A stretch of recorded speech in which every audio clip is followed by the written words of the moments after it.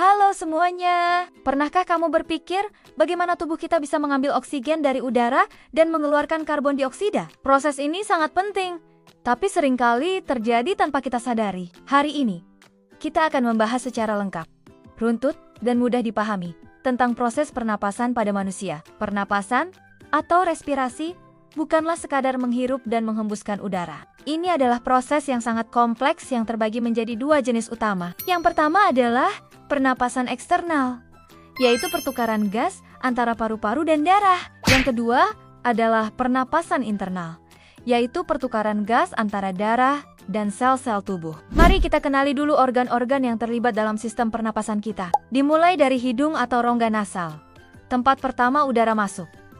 Di sini udara disaring, dilembabkan, dan dihangatkan. Kemudian udara melewati faring dan laring, di mana laring juga berfungsi sebagai tempat pita suara kita berada. Selanjutnya ada trakea atau batang tenggorokan yang menjadi saluran utama menuju paru-paru. Trakea bercabang menjadi dua bronkus yang menuju paru-paru kanan dan kiri. Bronkus kemudian bercabang lagi menjadi saluran-saluran yang lebih kecil yang disebut bronkiolus. Di ujung bronkiolus terdapat kantung-kantung udara mikroskopis yang disebut alveolus. Inilah tempat ajaib di mana pertukaran gas sebenarnya terjadi. Semua proses ini didukung oleh otot diafragma dan otot antar tulang rusuk yang membantu proses masuk dan keluarnya udara. Saat kita menarik napas atau inspirasi, otot diafragma berkontraksi dan mendatar. Bersamaan dengan itu, otot antar tulang rusuk juga berkontraksi, mengangkat tulang rusuk. Akibatnya, volume rongga dada membesar dan tekanan udara di paru-paru menurun,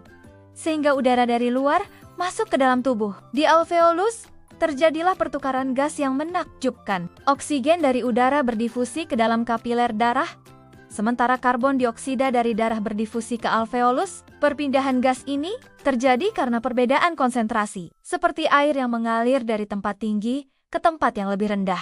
Darah yang kaya oksigen kemudian dibawa oleh sel darah merah ke seluruh tubuh. Di jaringan tubuh, oksigen dilepaskan ke sel-sel untuk proses metabolisme. Sel menggunakan oksigen ini untuk membakar zat makanan dan menghasilkan energi dalam bentuk ATP.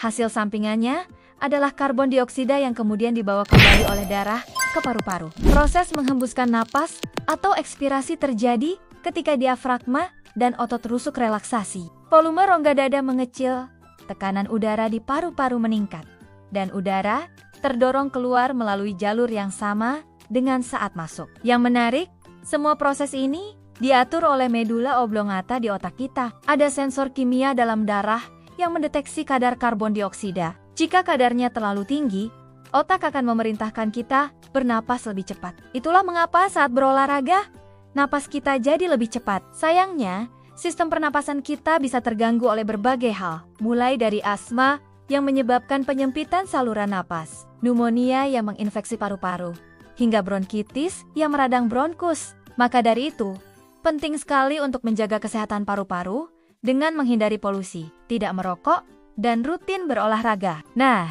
itulah penjelasan lengkap tentang proses pernapasan manusia yang luar biasa kompleks namun sangat teratur. Semoga video ini membantu kamu memahami betapa pentingnya sistem pernapasan dan bagaimana menjaganya. Terima kasih sudah menonton. Jangan lupa like, subscribe, dan bagikan video ini jika kamu merasa belajar sesuatu hari ini. Sampai jumpa di video berikutnya.